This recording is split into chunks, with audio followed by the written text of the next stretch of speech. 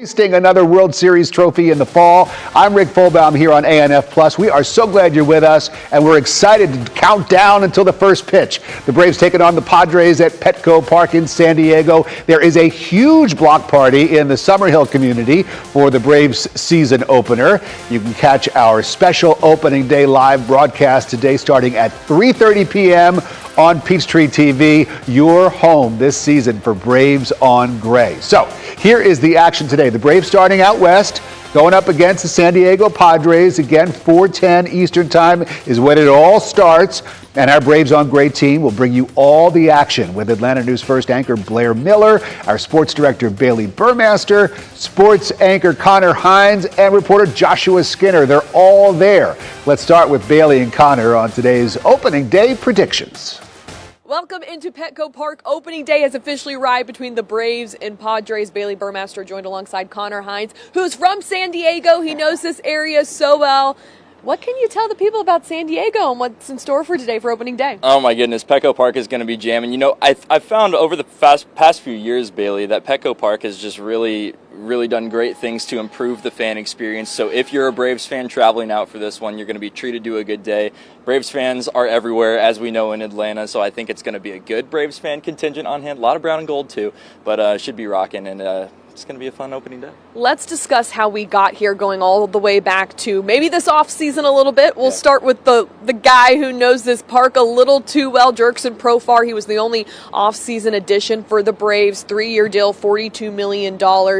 What do you think Profar does for this outfield? Because they were already pretty good. They just got a little bit better. Yeah, well, first of all, they threw him the bag, right? A lot of money for a player that, you know, could make a difference, but it's kind of a wild card. Jurickson Profar coming over from San Diego. They loved him in San Diego. He was a fan favorite for sure. I think he will be in Atlanta as well, especially with those other characters in the Braves outfield. Michael Harris II, obviously. Ronald Acuna will come back as well. He can do it all. He's really a five-tool guy. He showed off the glove in the postseason. That's what probably a lot of national fans know him for. But he's got a great bat as well, and I think expect him to be batting leadoff, if not opening day, at some point during this season because he can really get it going. When you talk about him, too, you have to mention he is a massive Braves fan, grew up a Braves fan, and him and Ozzie go way back. He did have a little bit of a wrist injury in spring training, but made his way back and feeling better, and so we'll see what he has to offer the Braves. When we were in Northport, there were a lot of storylines. Let's start with pitching. Let's start with Spencer Strider. I think everyone was baffled at how good he looked. I mean, he was drawing crowds during his bullpen. No doubt, and I think, you know, in retrospect, you look back and it's like, okay, yeah, what else do you expect? It's Spencer Strider. At the same time, I think in speaking with you down there and just the way he's handled his rehab, this is not a Spencer Strider who's nervous or anxious to get back in time. I don't think the Braves are rushing him back, which is a very good idea. He's going to be the top line guy whenever he's ready, but that's the key, right? Whenever he's ready. So we'll see. He's opening the season on the 15-day injured list. That's like a retroactive deal, so who knows how many days he will be on the injured list. But obviously, Braves fans want to see him back sooner rather than later. But if spring training was any indication, Spencer Strider is going to be the same Spencer Strider in 2025. Lots of talk about that rotation. We do have what that will look like for opening day and moving forward. Chris Sale, your opening day starter. After that, Reynaldo Lopez, followed by Spencer Schwallenbach, who's looked really good during spring. After that, A.J. Smith-Shawver set to start on Sunday. Not a little bit of a surprise, but not totally after they got rid of Ian Anderson and dished him to the Angels. And then rounding out the rotation is another guy who's looked really good throughout the entire spring. I mean, he was throwing smoke when we were in Northport, and that is Grant Holmes. I personally love his story after last year and handling that final game against the Mets to send the Braves to the postseason. So the rotation will obviously go through some changes when Spencer Strider comes back, which, if you look at the 15 days, it's a Tuesday against the Phillies at home. How about that? Can you imagine? That would be incredible. I mean, what is there not to like about Grant Holmes, a guy that spent nearly a decade in the minors, then finally makes it to the big league club and comes up in that huge spot last fall for the Braves. A little bit surprising that Smith-Shawver and Holmes are both in the mix to start the season, but as you mentioned, I think Ian Anderson, going to the Angels, obviously affected that a little bit. Who knows what that fourth and fifth spot in the rotation looks like in September, but I think you got to be feeling comfortable about Smith-Shawver and Holmes in that spot. Grant Holmes, scheduled to get that first start up I-5 against the Dodgers, so it'll be fun. Braves manager Brian Snickert said that Ian Anderson was just struggling with his control a little bit. Let's talk about a young guy that has caught a lot of attention, and that is catcher Drake Baldwin. Sean Murphy goes down early in spring training with a rib injury. He shouldn't be gone too long. He should rejoin them fairly soon, but there's a lot to like about Drake Baldwin. His defense is superb. He stuck out a lot with the Gwinnett Stripers last year. Not only that, he has some power with his bat. He does, and he does it all. And what I've been continually so impressed by is the way that he does not speak like a 23-year-old. I mean, he is ready for this challenge. And mind you, Sean Murphy is still the Braves guy. Whenever he's healthy, he's going to be the starting catcher. Drake Baldwin, I'm not saying he's going to get sent back down to AAA, but he's not going to be the guy all year. Sean Murphy, as you said, I mean, the Braves have paid this guy a ton of money not to sit on the bench, so he will play again in a Braves uniform. How Baldwin handles that, we'll see. But big spot for the kid, opening day against another team that the Braves could see in the playoffs. I think Braves fans should just be super excited to see what he can do because he's been tearing it up in the minors. Absolutely. He's been a fun guy to watch. Throughout the spring, there's been a lot to like, a lot of things you're going to want to tune into. Let's talk about Chris Sale, who will be the opening day starter, coming off a Cy Young year. What I really thought was interesting is he liked his offseason program last year, and he does not want to deviate from that, and rightfully so. He felt healthy. He feels good. What I love about him now is he's become the new Charlie Morton in a way of just that older guy everyone can lean on. And Chadwick Trump had the best quote. He said, a guy like Chris Sale, seeing him pitch just makes me love baseball. I'm super excited to see what he can achieve this year. Yeah, I mean, you won the Cy Young. Why would you change your offseason routine, right? I think it's really interesting, the relationship that Sale has formed with Drake Baldwin, actually. Chris Sale was immediately impressed by Drake Baldwin because Chris Sale is not a guy who shakes off catchers. I mean, you throw down the sign and he's throwing it. And just the seamless kind of relationship that they've seemed to have in spring training. Really curious to see how that translates to the first few weeks of the season. Chris Sale, going to be Chris Sale. He immediately was the first one to say, hey, let's not forget, I'm not the best pitcher on this team. That's Spencer Strider whenever he comes back. So just a humble guy, and like you said, a clubhouse guy above all else. He is the Charlie Morton in the room now, and that's always a valuable guy to have in the clubhouse. So I'm going to put you on the spot a little bit here. Do you have a hot take going into this season? Gosh, I mean, the first thing that comes to mind is that, maybe Drake Baldwin isn't the guy all year just because Sean Murphy will be the catcher eventually. That's what immediately comes to mind, only because I think people are so eager to kind of get on the Baldwin train, and rightfully so. But again, Sean Murphy is your catcher. So I think if that's a hot take, that's what I would be having right now, because Sean Murphy will be the catcher again. So I kind of have two hot takes, and they're contradicting completely. I think Spencer Strider returns to greatness, or I think Spencer Schwallenbach has a better year than Spencer Strider. I like that. That's interesting. I don't know. I'm just feeling it. A little witchy vibes. It's interesting because witchy vibes. Brian Snicker talked about Schwellenbach recently, and another really young guy. This team is full of young guys who don't act like young guys. His ceiling is still so high, so that wouldn't surprise me at all. With a guy like Strider, it's always just hit or miss. When you're coming back from a shattering injury like that, are you going to be the same guy? If anyone's going to be the same guy, Strider's got the best shot to do it. But I like that. I mean, bottom line, this pitching rotation is very, very strong. A lot of young guys on this team, but a lot of mature young guys. Listen, the Braves got a lot of grief from fans because they did not spend the money this offseason. That does not mean they do not have the talent. They just need everyone to step back up, because last year almost everyone in the starting lineup outside of Azuna had down years. So can they get back to greatness? Can they get back to the postseason and not have an early exit? That is what everyone will be watching for. Rick, we'll throw it back to you in studio. All right, guys, thanks very much. I think Strider comes back strong. I really do. And so does Acuna. So if they could just play well until those guys get back in the lineup and back on the roster, they're going to be okay. Baseball fans, as you know, they love to travel around the country, hit as many ballparks as they can during their lifetime. Petco Park, always on the list. You just saw it over their shoulder while they were talking. And that one, of course, is in San Diego. And there's really also no ballpark quite like it. So Connor caught up with the CEO of the Padres to talk about the one feature that makes Petco Park one of a kind. Check it out. We looked at several of the historic buildings that have been integrated into the ballpark and said, we think the ballpark's better to pull in the history of this area of downtown San Diego. Petco Park might have officially opened in 2004, but its first bricks were actually laid almost 100 years earlier. In 1978, the Western Metal Supply Company building was named a historic landmark. So when it came time to build a downtown ballpark, the Padres built around it. With its proximity to the left field foul pole and the ability for home runs to be hit on top of or off of the Western Metal building, it's really a cool and fun part of the ballpark that instantly is recognizable. Because of the Western Metal building, there's actually no foul pole in left field at Petco Park, and instead, it's the foul pole suite. Literally right on the foul pole, the left field foul pole, and you look down over the field. Plus a totally renovated bar, space for fans to hang out, and rooftop to watch opening day baseball. If you see that large brick building out in the left field corner, right away it screams Petco Park, and hopefully some Padres home runs. Or maybe Braves home runs too. Because much like Atlanta, getting better is what the Padres are all about. Committing to improve the experience, regardless of the jersey you're wearing. Our guest service staff welcomes all the fans in, whether they're cheering for the Braves or the Padres. I think we don't quite have the luxury that the Braves and the Rangers and other teams have in their states where they can be in a ballpark for 20 years or so and then go build a beautiful new ballpark like the Braves did several years ago. Every year we try to improve it, make it better than it was the year before, and so far so good.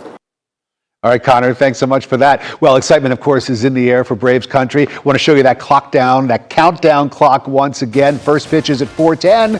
We're looking at 4 hours, 28 minutes, and 17 seconds away. Our opening day special starts at 3:30 this afternoon on Peachtree TV, and it will lead right into full Braves on Gray action with, again, the game starting at 4:10.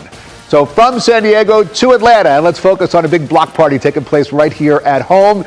Atlanta News First Don Shipman is in the Summerhill community. Of course, this is the site of the old Turner Field, so show us some Braves fever that's going on around you, Don. Yeah, the fans have already showed up. A lot of people probably playing hooky from work, so they're here a little bit earlier before everything gets underway at 3 o'clock. But take a look. They're setting things up right now, and they have the big blow up right there. Take a look. Right there is Georgia Avenue, so we all know Georgia Avenue. This whole area has really transformed over the last 10 years. It's been almost 10 years since the Braves last played their game here at the old Turner Field right there. But take a look over here. Follow me through this area, because this whole area is pretty cool because they have a barbecue joint right there, lots of food, lots of tables and everything. But up here, they have sports radio. They're broadcasting live right now. They've been doing that for a couple of hours now. They'll be doing that throughout the afternoon. But then I want you to come over here, because if you see this, they have a whole setup here. We've been talking a lot about Braves on Gray. So this is Gray Media, our parent company, and their whole broadcast setup, our partnership with the Braves organization. Looks pretty cool. I love seeing all the behind-the-scenes stuff right here, but this is where all of that action is going to be going on, and this is really kind of the backdrop for all of the fans who will be here in this area hanging out, and they can sit at the picnic tables. They can get themselves some drinks over here at Woods Chapel Barbecue. They've been here since 2019, and they've really noticed their whole revitalization of the Summerhill area since the Braves left this area, and now obviously Georgia State in that stadium over there. I was talking to some of the business owners over in this area, and they said that events like this really do help out, help bring foot traffic here and get people who may not ordinarily come to Summerhill to kind of check out things and see what it's all about over here in Summerhill. Another thing about Summerhill is the fact that it's not just the businesses, but it is also the development of apartments, condos, and new homes in this area. It really has blossomed into a full-blown neighborhood where people, live, work, and play. Let's go over here and take a look, because you can see the picnic table set up. Some of the people here, I think some of them aren't here necessarily for the actual block party. They come often and have lunch during their work day. Maybe some of them decided to leave work early to get here early for the block party. And then right across the street, I don't know if you can see, but in that direction, they have Halfway Crooks Brewery, they have a beer garden up around the corner that everyone can check out and just, enjoy themselves. So this whole area is participating in this block party. It is lots of fun. This is where you want to be if you want to participate. You can't get to San Diego. Why not come here and enjoy the game? They're going to have a big monitor all set up just down the way there. I think it already is set up. It is set up right there. Once things get started, after 3 o'clock, they'll have that up and ready to go. You can watch the game here live in Summer Hill and kind of reminisce about tailgate parties of, yesteryear, 10 years ago when you used to come and watch the games here in Summer Hill. Guys? Well, it looks like a real fun time. You know who might be having some difficulties, though, is giant blow-up Matt Olson. You showed us a couple of minutes ago that big inflatable Matt Olson, who is lying on his belly right now. What is going on with him? Why is he like that, and can they get him upright in time for the game? The thing is, I've been watching for the last, I want to say 30 minutes or so. They've been working on trying to get him inflated. It's not working out, guys. What's going on here? You know what, Mother Nature, it's a beautiful day. It's also a slightly windy day. And, when you have a 50-foot tall Matt Olson, it doesn't always work. Jeffrey, thank you very much. By the way, he's in charge of all the fan excitement, entertainment, and stuff like that here with the Braves. So, they've been working on poor Olson here. Yeah, we'll see what we can do, guys. Well, happily, the real Matt Olson is healthy and will be in today's starting lineup, starting at first base for the Braves. Great report. Thanks very much for that, Don. And as you saw, it's a little bit windy, but the weather is really nice if you're heading out for an Atlanta block party, anywhere you want to go to watch the game. First Alert meteorologist Courtney Jacobazzi, she is also out in Summer Hill at that block party. And you really couldn't ask for a better day, could you, Court?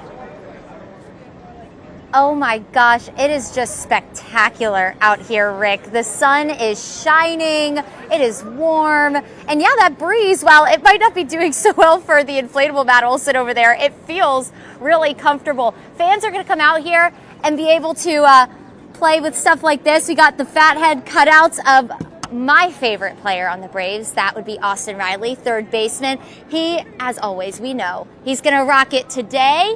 He's going to rock it all season long, and we are excited to watch him go out on the field this afternoon, and so are probably thousands of people that'll be here at the block party in Summer Hill. They have this huge screen set up for fans to come and watch the game over in Southern California, and it is just going to be a great time here. And as I mentioned, the weather is going to be fantastic. I want to show you that 7-day forecast because while the weather is wonderful today, we do have some changes on the way for this upcoming weekend. 2 First Alert weather days to put on your radar, no pun intended. That's going to be on Sunday and Monday. But until we get there, we'll have 80-degree days, really nice, warm, dry days to round out the week and into the weekend. You'll notice clouds increase on Friday and Saturday. If you do have any Saturday plans, maybe you're going to barbecue with the family to continue watching the 3-game series on the way against the Padres the next few days. No worries about changing any of those outdoor plans. But Sunday, rain starts to roll in starting in the morning, and then it's generally just an unsettled day. On and off showers and thunderstorms will continue through the day Sunday. Sunday's a good lazy day to kind of recover from the weekend watching the Braves. But overall, no severe weather necessarily expected on Sunday, maybe a stronger storm with some gusty wind. Monday, you'll see highlighted in red. Why is that? That is a First Alert weather day that we're a little more concerned about. It does look like severe storms will be possible on Monday, potentially starting late morning into the afternoon. Timing still needs a little bit of work, so you'll want to stay tuned to the forecast over the weekend. Don't shut off from the weather because we will want to continue to update you on that as it could impact your commute home from school maybe on Monday. We'll be watching that carefully, but then beyond that, we'll dry out with temperatures in the 70s Tuesday and Wednesday. So if you're coming out here today, just know they have plenty of parking. You're going to have to pay for some of that parking, and you'll be able to not necessarily see in person your favorite players, but you'll be able to see them on some cool cardboard cutouts, and that's pretty exciting. Maybe not as exciting as meeting them in person, but it's still really fun. Live from Summer Hill, I'm First Alert meteorologist Courtney Jacobazzi. We'll send it back to you guys. All right, so your Braves crush is Austin Riley, Courtney. Does your husband Dylan know about this, and what does he say? Maybe just a little. You know, I have a thing for country boys. I don't know what to tell you guys. All right, Courtney, thanks so much. Out in Summer Hill today, where the great block party is, right in the shadow of the old Turner Field. Well, the U.S. Navy has a huge base in San Diego, of course, and that is just one spot where we have found some diehard Braves fans. Anchor Blair Miller has the story. Driving through the streets of San Diego and on the edges of the city, the U.S. military is on full display. We rode to the Marine Corps Air Station Miramar, where the famed Top Gun movie was filmed. It's where we also found Captain Chris Bear, ready for game day. Full glass cockpit. He's a pilot who flies these aerial refueling tankers, far from his home back in Cumming, Georgia, and his Braves loyalty runs deep. Some of my earliest memories were watching the Braves play when I was 3 years old. I think I had every single jersey of Greg Maddux, Tom Glavine, John Smoltz. On opening day, his military unit will perform the national anthem flyover at Petco Park as part of the day's ceremonies. Being able to go show off for Americans, enjoying America's pastime is one of the coolest things that I think that we get to do. A few miles away, we met the crew of the USS Savannah. Chief Petty Officer Mark Akabowski is from Clayton County and says for him, Braves baseball is huge. Been following them ever since I was knee-high to a grasshopper. Myers Pope from Atlanta says having the Braves here reminds him of what he misses back home. What do you miss about it? Waffle House, cooking, the lifestyle, everything. And in San Diego, the roar of Braves country being heard. Oh, go Braves, do it for the A. Let's go Braves! Go Braves! All right, we love it. Get that guy some Waffle House, right? Send it out to San Diego. So much excitement as the Braves get ready to start this new 2025 season. It's opening day, and our live Braves on Gray special starts at 3:30 as we count down the final hour before the first pitch, which is, of course, at 4:10 on Peachtree TV. And remember, you can also text the word peach to 470-777-WANF. We'll send you links for everything Braves all season long, including how to watch, in-depth stories on the players, and so much more. We'll take you behind the scenes for all the action. Again, our live team coverage from Petco Park in San Diego starts at 3:30 with anchor Blair Miller, our sports director Bailey Burmaster, our sports anchor Connor Hines, and our reporter Joshua Skinner. And here's the countdown clock one more time, 3 hours and 18 minutes until the first pitch. Are you ready? Can you feel it? Thanks for watching us here on ANF Plus. I'm Rick Folbaum. Go Braves!